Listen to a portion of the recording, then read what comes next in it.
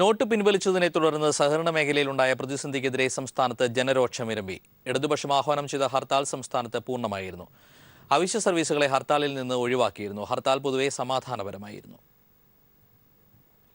വേണ്ടത്ര മുന്നൊരുക്കങ്ങളില്ലാതെ നോട്ട് പിൻവലിച്ച കേന്ദ്ര നടപടിയിൽ പ്രതിഷേധിച്ചും സഹകരണ ബാങ്കുകളെ തകർക്കാനുള്ള കേന്ദ്ര നീക്കത്തിനെതിരെയുമാണ് സംസ്ഥാനത്ത് LDFന്റെ നേതൃത്വത്തിൽ 12 മണിക്കൂർ ഹർത്താൽ നടന്നത്. രാവിലെ 6 മുതൽ വൈകിട്ട് 6 വരെ നടന്ന ഹർത്താലിൽ നിന്ന് പാൽ, പത്രം, ആശുപത്രി, വിവാഹം, എയർപോർട്ട്, ബാങ്ക് തുടങ്ങിയ അവശ്യ സേവന മേഖലകളെ ഒഴിവാക്കിയിരുന്നു. തലസ്ഥാനം ഉൾപ്പെടെയുള്ള തെക്കൻ ജില്ലകളിൽ ഹർത്താൽ പൂർണ്ണവും സമാധാനപരവുമായിരുന്നു. KSRTC ബസ്സുകളും സ്വകാര്യ ബസ്സുകളും സർവീസ് നടത്തിയില്ല. ഇരുചക്ര വാഹനങ്ങളും ചുരുക്കം ചില സ്വകാര്യ വാഹനങ്ങളും നിരത്തിലിറങ്ങി. ജനങ്ങളുടെ കൂടെ പിന്തുണ ഉള്ളതിനാൽ ഹർത്താലിൽ ജനജീവിതം ബുദ്ധിമുട്ടിലായില്ല. റെയിൽവേ സ്റ്റേഷനിൽ എത്തിയ രോഗികളെയും മറ്റ് യാത്രക്കാരെയും പോലീസ് വാഹനങ്ങളിൽ യഥാസ്ഥലങ്ങളിൽ എത്തിച്ചു. ഹർത്താലിന്റെ ഭാഗമായി LDF പ്രവർത്തകർ രക്തസാക്ഷി മണ്ഡപം CPOയിലേക്ക് മാർച്ചും ധർണയും സംഘടിപ്പിച്ചു. CPM സംസ്ഥാന സെക്രട്ടറി കോടിയേരി ബാലകൃഷ്ണനാണ് ധർണ ഉദ്ഘാടനം ചെയ്തത്. മുഖ്യമന്ത്രിക്കും പ്രതിപക്ഷ നേതാവും ഉൾപ്പെടെയുള്ള സർവകക്ഷി സംഘത്തിന് അനുമതി നിഷേധിക്കുകയാണ് പ്രധാനമന്ത്രി ചെയ്തത്. ഇത് കേരളത്തോടുള്ള ഒരു അവഹേളനമാണ്. 3.5 കോടി ജനങ്ങളെ അപമാനിക്കുകയാണ് നരേന്ദ്രമോദി ചെയ്തത്. തിരുവനന്തപുരം, കൊല്ലം, പത്തനംതിട്ട എന്നീ ജില്ലകളിൽ നിന്ന് ശബരിമലയിലേക്ക് KSRTC ബസ്സുകൾ സർവീസ് നടത്തി. മധ്യ കേരളത്തിലും ഹർത്താൽ പൂർണ്ണമായിരുന്നു. സർക്കാർ ഓഫീസുകളും സ്കൂളുകളും പ്രവർത്തിച്ചില്ല. അയ്യപ്പ ഭക്തന്മാർ സഞ്ചരിച്ചിരുന്ന വാഹനങ്ങൾക്ക് തടസ്സമുണ്ടായില്ല. സ്വകാര്യ ബസ്സുകൾ നിരത്തിലിറങ്ങിയില്ല. പൊതുവെ സമാധാനപരമായിരുന്നു ഹർത്താൽ. മലബാർ ജില്ലകളിൽ ഹർത്താൽ പൂർണ്ണവും ജനകീയ പിന്തുണയുള്ള സമരവുമായി മാറി. ഇരുചക്ര വാഹനങ്ങളും സ്വകാര്യ വാഹനങ്ങളും നിരത്തിലോടി. കടകൾ പൂർണ്ണമായും അടഞ്ഞുകിടന്നു. കേന്ദ്ര സർക്കാരിന് ശക്തമായ ഒരു താക്കീത് കൊടുക്കുന്ന ഹർത്താലായിരുന്നു ഇന്ന് സംസ്ഥാനത്തുടനീളം നടന്നത്. പൊതുവെ സമാധാനപരവും അതോടൊപ്പം പൂർണ്ണവുമായ ഹർത്താലായിരുന്നു LDFന്റേത്. വിവിധ ബ്യൂറോകൾക്കൊപ്പം തിരുവനന്തപുരത്ത് നിന്ന് സുനിൽ അരിമാനൂർ, ക്യാമറാമാൻ ബിച്ചു പൂവച്ചലിനൊപ്പം. പയ്യന്നൂരിൽ അമ്മയെ ക്രൂരമായി മർദ്ദിച്ച മകൾക്കെതിരെ പോലീസ് കേസെടുത്തു. ഗാർഹിക പീഡന നിയമപ്രകാരമാണ് മകൾ ചന്ദ്രമതിക്കെതിരെ കേസെടുത്തത്. അതേസമയം മകൾ തന്നെ ഉപദ്രവിച്ചിട്ടില്ലെന്ന് അമ്മ കാർത്യായനി പോലീസിന് മൊഴി നൽകി.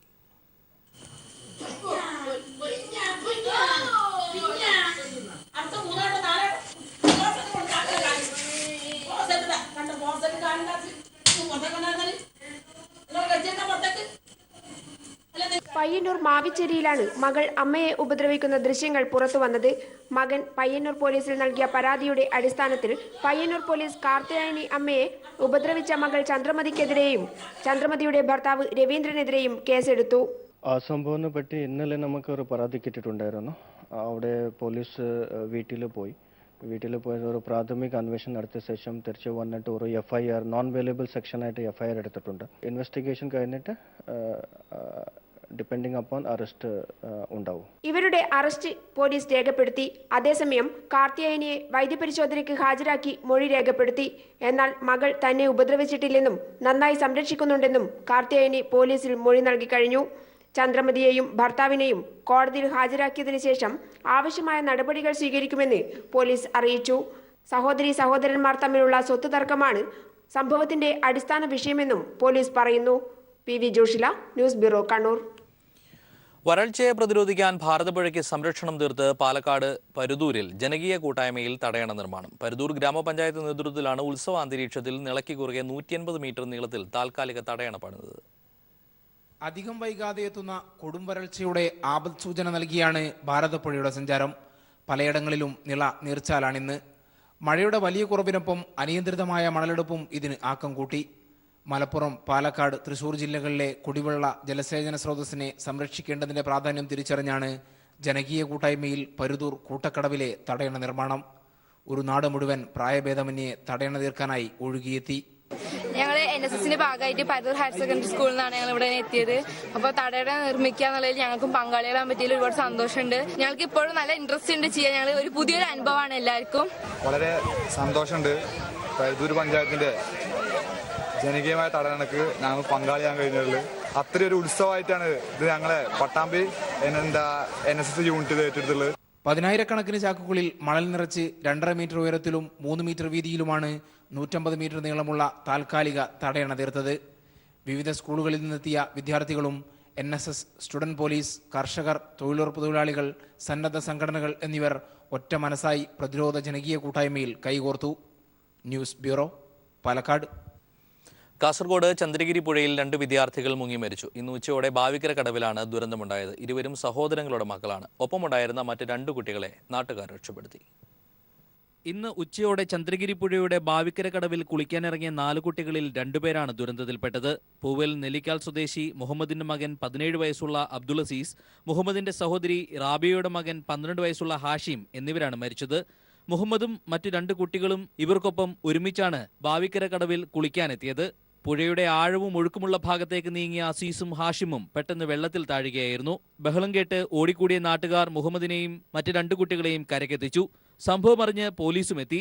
ദുരന്തത്തിൽപ്പെട്ട കുട്ടികളെ ചെങ്കള EK നായനാർ സഹകരണ ആശുപത്രിയിൽ ഉടൻ എത്തിച്ചെങ്കിലും മരണം സംഭവിച്ചിരുന്നു. പിന്നീട് കാസർഗോഡ് ജനറൽ ആശുപത്രിയിലേക്ക് മാറ്റി പോസ്റ്റ്മോർട്ടം നടപടികൾ സ്വീകരിച്ചു. കിണങ്ങാർ സ്വദേശിയായ Hashim Mulleria GV higher secondary school 5ാം ക്ലാസ് വിദ്യാർത്ഥിയും Azeez Nayanmarmoola TI higher secondary school +1 വിദ്യാർത്ഥിയുമാണ്.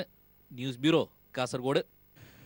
Nilambur Karulai വനത്തിൽ പോലീസ് വെടിവയ്പിൽ കൊല്ലപ്പെട്ട മാവോയിസ്റ്റുകളുടെ മൃതദേഹം നാളെ വൈകിട്ട് 7 മണി വരെ സംസ്കരിക്കരുതെന്ന് കോടതി. മരിച്ച കുപ്പു ദേവരാജന്റെ ബന്ധുക്കൾ നൽകിയ ഹർജി പരിഗണിച്ചാണ് മഞ്ചേരി 1ാം ക്ലാസ് ജുഡീഷ്യൽ മജിസ്ട്രേറ്റ് കോടതിയുടെ ഉത്തരവ്.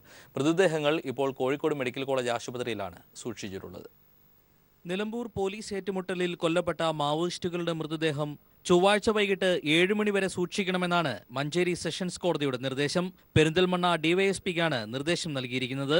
നടന്നത് വ്യാജ ഏറ്റുമുട്ടലാണെന്ന തരത്തിലുള്ള പ്രചരണം ശക്തമായതോടെ മനുഷ്യാവകാശ സംഘടനകളും മരിച്ച കുപ്പു ദേവരാജന്റെ ബന്ധുക്കളും കോടതിയെ സമീപിക്കുകയായിരുന്നു. ഹർജി കോടതി പരിഗണിച്ചപ്പോൾ നോട്ടീസ് ലഭിച്ചില്ലെന്ന് പ്രോസിക്യൂഷൻ അറിയിച്ചു.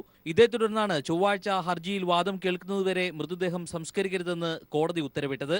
കഴിഞ്ഞ വ്യാഴാഴ്ചയാണ് നിലമ്പൂർ കരുളായി വനമേഖലയിൽ കുപ്പു ദേവരാജും അജിതയും പോലീസിന്റെ വെടിയേറ്റ് മരിച്ചത്. ഇതിനിടെ നിലമ്പൂരിൽ നടന്നത് പോലീസിന്റെ ഏകപക്ഷീയമായ ഏറ്റുമുട്ടലാണെന്ന് വെളിപ്പെടുത്തി രക്ഷപ്പെട്ട മാവോയിസ്റ്റിന്റേതെന്ന പേരിൽ ഫോൺ സന്ദേശം പുറത്തു വന്നിരുന്നു. പോലീസിനെതിരെ ആരോപണങ്ങൾ ശക്തമായതോടെ നിലമ്പൂർ ഏറ്റുമുട്ടലിൽ ക്രൈംബ്രാഞ്ച് അന്വേഷണത്തിനും മജിസ്റ്റീരിയൽ അന്വേഷണത്തിനും സർക്കാർ ഉത്തരവിട്ടിട്ടുണ്ട്. News bureau, Malappuram. Kollam SN കോളേജിന്റെ ഇടനാഴികളിൽ ലോക ക്ലാസിക് പെയിന്റിങ്ങുകൾ ഉൾപ്പെടെ ഇനി കാഴ്ചകൾക്ക് മിഴിവേകും. കോളേജ് കെട്ടിടത്തിലെ 2ാം നിലയിലെ ചുവരുകളിലും തൂണുകളിലും ചിത്രങ്ങൾ വരച്ച് വിസ്മയം തീർത്തിരിക്കുകയാണ് ജേർണലിസം വിഭാഗത്തിലെ വിദ്യാർത്ഥികൾ. സാൽവധോർ ദാലിയുടെയും MF ഹുസൈന്റെയും പ്രശസ്ത പെയിന്റിങ്ങുകൾ, ഒപ്പം വർത്തമാനകാല യാഥാർത്ഥ്യങ്ങളുടെ അടയാളപ്പെടുത്തലുകളും. കൊല്ലം SN കോളേജിന്റെ ഇടനാഴികളിൽ ഇനി പെയിന്റിങ്ങുകൾ പൊള്ളുന്ന രാഷ്ട്രീയവും സംവദിക്കും.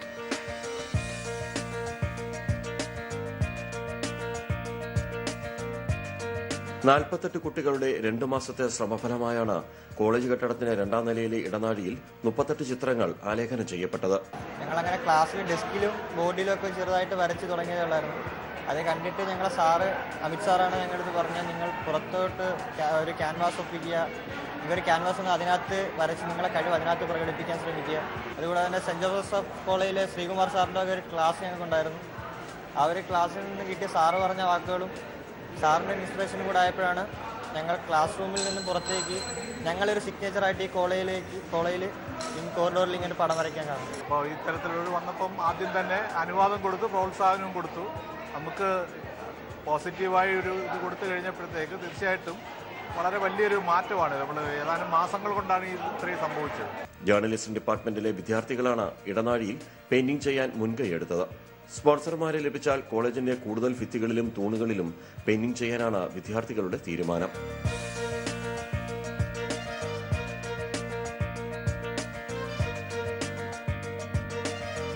ന്യൂസ് ബ്യൂറോ, കൊല്ലം.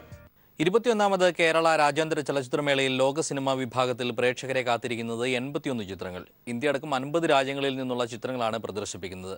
കിംകി ഡൂക്കിന്റെ പുതിയ ചിത്രമായ ദ നൈറ്റ് ലോക സിനിമാ വിഭാഗത്തിലെ ആകർഷണമാണ്. People exclusive. ശബരിമല സന്നിധാനത്തെ ദേവസ്വം ബോർഡിന്റെ വിശ്രമ കേന്ദ്രങ്ങളിൽ വൻ കൊള്ളയ്ക്ക് ഇരകളാവുകയാണ് തീർത്ഥാടകർ. ദേവസ്വം ബോർഡിന്റെ താമസ സ്ഥലത്ത് റൂം വാടക നൽകിയാലും പലർക്കും പുറത്ത് വരാന്തയിലായിരിക്കും കിടക്കേണ്ടി വരിക. ഈ ഇനത്തിൽ മാത്രം ലക്ഷക്കണക്കിന് രൂപയാണ് ദേവസ്വം ബോർഡും ഒപ്പം കരാറുകാരും തീർത്ഥാടകരിൽ നിന്ന് കൊള്ളയടിക്കുന്നത്.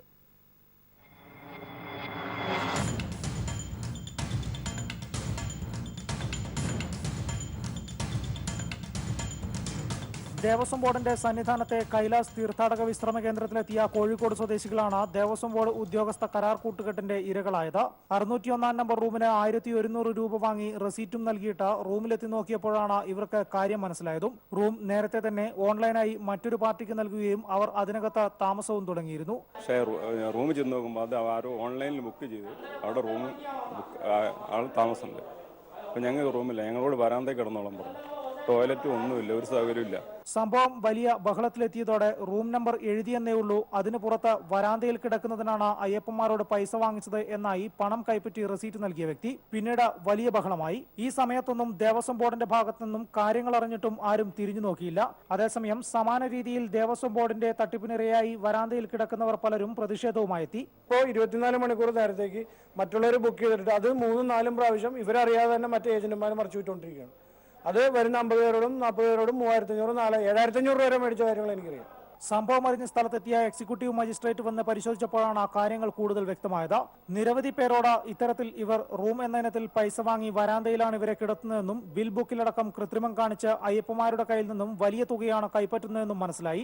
അതിനിടെ അവിടെ എത്തിയ അക്കോമഡേഷൻ ഓഫീസർ റൂം കാണാതെയും താക്കോൽ കൈപ്പറ്റാതെയും നിങ്ങൾ എന്തിനാണ് പൈസ കൊടുത്തതെന്നും അയ്യപ്പന്മാരോട് ചോദിച്ച് താനും ഈ തട്ടിപ്പിന്റെ ഭാഗമാണെന്ന് പറയാതെ പറഞ്ഞു.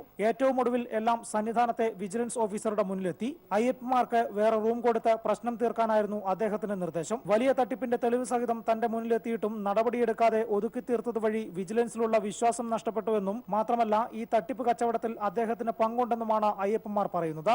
മല കയറി ക്ഷീണിച്ചു വരുന്ന അയ്യപ്പന്മാർക്ക് റൂം നൽകാമെന്ന് പറഞ്ഞ് വലിയ തുക തന്നെയാണ് ഇവർ കൈപ്പറ്റുന്നത്. അതിൽ പരാതിയുമായി മുതിർന്ന സ്ഥലങ്ങളിലേക്ക് പോയി കഴിഞ്ഞാലും ഒരു കാര്യവുമില്ല. അവരെല്ലാം അതിന്റെ വിഹിതം പറ്റുന്നു എന്നതിന്റെ തെളിവ് തന്നെയാണ് നമുക്ക് ഇവിടെ കാണാൻ സാധിച്ചതും. സന്നിധാനത്ത് നിന്നും ക്യാമറമാൻ വിനേഷ് നേതാജിക്കൊപ്പം വിജേഷ് നടുവിൽ.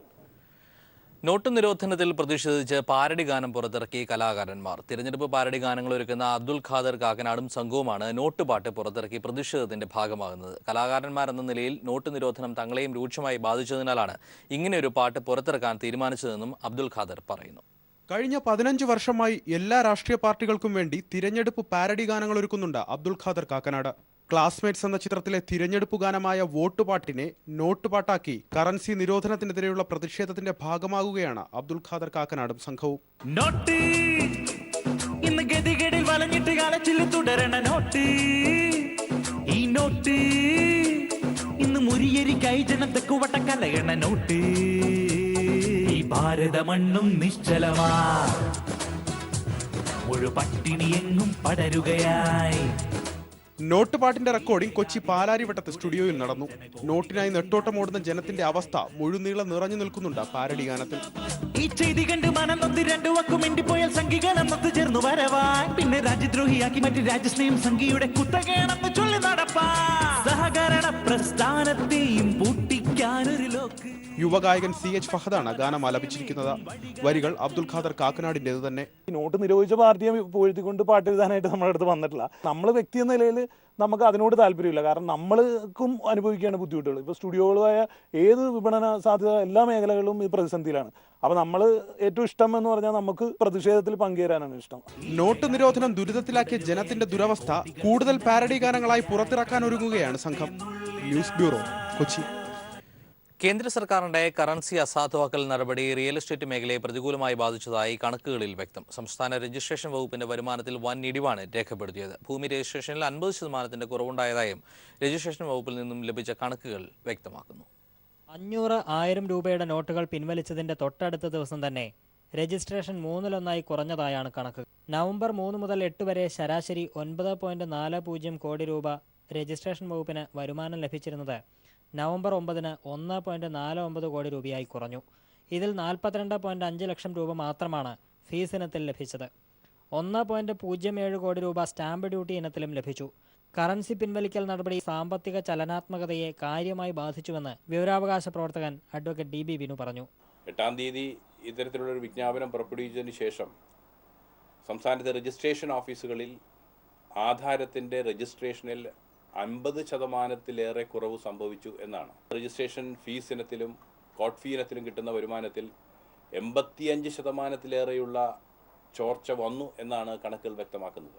ഈ മാസം ആദ്യം മുതൽ 22 വരെ ഫീസ് ഇനത്തിൽ 27 കോടി രൂപയും സ്റ്റാമ്പ് ഡ്യൂട്ടി ഇനത്തിൽ 83 കോടി രൂപയുമാണ് ലഭിച്ചത്. എന്നാൽ മുൻ വർഷം ഇതേ മാസം ആദ്യം മുതൽ 22 വരെ ഫീസ് ഇനത്തിൽ 48 കോടി രൂപയും സ്റ്റാമ്പ് ഡ്യൂട്ടി ഇനത്തിൽ 87 കോടി രൂപയുമാണ് ലഭിച്ചത്. News bureau, Kochi. മലപ്പുറം സ്ഫോടന കേസിൽ 3 പേർ അറസ്റ്റിലായി. തമിഴ്നാട്ടിലെ മധുരയിൽ നിന്നും NIA ആണ് ഇവരെ അറസ്റ്റ് ചെയ്തത്. ബേസ് മൂവ്മെന്റ് എന്ന സംഘടനയുമായി ബന്ധപ്പെട്ടുള്ളവരാണ് പിടിയിലായതെന്ന് DGP സ്ഥിരീകരിച്ചു. ഇന്ത്യൻ റെയിൽവേയുടെ AC കോച്ചുകളിൽ യാത്ര ചെയ്യുന്ന യാത്രക്കാരുടെ ലഗേജുകൾ എലി നശിപ്പിക്കുന്നത് പതിവ് കാഴ്ചയാകുന്നു. എലികളെ നശിപ്പിക്കാൻ സ്വകാര്യ കമ്പനികൾക്ക് പ്രതിവർഷം റെയിൽവേ കോടികൾ ചെലവഴിക്കുമ്പോഴാണ് യാത്രക്കാർ വഞ്ചിതരാകുന്നത്. ഇതുമൂലം വിലയേറിയ രേഖകളും പണവും നഷ്ടപ്പെടുന്നത് നിത്യസംഭവമായി മാറുകയാണ്. ശുഭയാത്ര സുരക്ഷിത യാത്ര എന്ന സന്ദേശമുയർത്തി ഇന്ത്യൻ റെയിൽവേ യാത്രക്കാരെ വഞ്ചിക്കുന്നതായി പരാതി. റെയിൽവേയുടെ ഈ സന്ദേശം ഉൾക്കൊണ്ട് യാത്ര ചെയ്യുന്ന യാത്രികർ പലപ്പോഴും രക്ഷപ്പെടുന്നത് കഷ്ടിച്ചാണ്. ദൂരയാത്രകൾ ചെയ്യുന്ന യാത്രക്കാരാണ് റെയിൽവേയുടെ ഈ സന്ദേശത്തിൽ വഞ്ചിതരാകുന്നത്. സാധാരണ നിരക്കിനേക്കാൾ അമിത ചാർജ് നൽകി റിസർവേഷൻ സീറ്റുകൾ ബുക്ക് ചെയ്ത് യാത്ര ചെയ്യുന്ന യാത്രക്കാരുടെ യാത്ര അവസാനിക്കുന്നത് പരാതികളിൽ മാത്രം. AC കമ്പാർട്ട്മെൻറ്റിലെ എലിശല്യമാണ് ഇതിന് പ്രധാന കാരണം. ഇതുമൂലം യാത്ര പൂർത്തിയാകുമ്പോൾ ലഗേജുകൾ എലികരണ്ട അവസ്ഥയിലാണ്. വിലയേറിയ രേഖകളും പണവും മറ്റു വസ്തുക്കളും നഷ്ടപ്പെടുന്നത് സ്ഥിരം സംഭവമാണ്. ഇത് സംബന്ധിച്ച് റെയിൽവേക്ക് പരാതി നൽകിയാലും റെയിൽവേയുടെ ഭാഗത്തു നിന്നും നടപടി ഉണ്ടാകുന്നില്ല എന്നുള്ളതാണ് പരാതി. ഏറ്റവും വലിയ സങ്കടം ബാഗ് പോകുന്നതിനേക്കാൾ ഉപരി കുഞ്ഞുങ്ങളായിട്ട് ട്രാവൽ ചെയ്യുമ്പം കുഞ്ഞുങ്ങളെ വല്ലതും കടിച്ച് എലിപ്പനി പോലുള്ള മാരകമായ അസുഖമുള്ള സമയത്തേക്ക് വല്ലതും സംഭവിച്ചുള്ള അവസ്ഥ എന്തായിരിക്കും? അത്തരം കാര്യങ്ങളിലാണ് ഞങ്ങൾക്ക് മാനസികമായ ദുഃഖമുള്ളത്. ഒരു ബാഗിൻ്റെയോ 2000 രൂപയുടെ വിഷയങ്ങളല്ല. അത് വേറൊരു യാത്രക്കാർക്കോ വേറൊരു കുഞ്ഞുങ്ങൾക്കോ ഇതുപോലത്തെ സംഭവങ്ങൾ ഒരിക്കലും ആവർത്തിക്കാൻ പാടില്ല എന്നൊരു അപേക്ഷ മാത്രമേ എനിക്ക് റെയിൽവേയുടെ മുന്നിൽ വെക്കാനുള്ളൂ. നേരത്തെ റെയിൽവേയിലെ ജീവനക്കാർ തന്നെയായിരുന്നു എലികളെ നശിപ്പിക്കാൻ നിയോഗിച്ചിരുന്നത്. എന്നാൽ ഇതിനായി ഇപ്പോൾ പുതിയ കരാറുകൾ സ്വകാര്യ കമ്പനികളെയാണ് ഏൽപ്പിച്ചിരിക്കുന്നത്. ഇതിൻ്റെ പ്രതിഫലമായി പ്രതിവർഷം കോടികളാണ് റെയിൽവേ ചിലവഴിക്കുന്നത്. എന്നാൽ ഇത്തരം കമ്പനികൾ എലികളെ നശിപ്പിക്കുന്നില്ല എന്നുള്ളതാണ് പരാതി. ഇതുമൂലം നഷ്ടം സംഭവിക്കുന്നതാകട്ടെ റെയിൽവേയുടെ വാഗ്ദാനം വിശ്വസിച്ച് യാത്ര ചെയ്യുന്ന സാധാരണക്കാരായ യാത്രക്കാരും. Shajahan, news bureau, Alappuzha.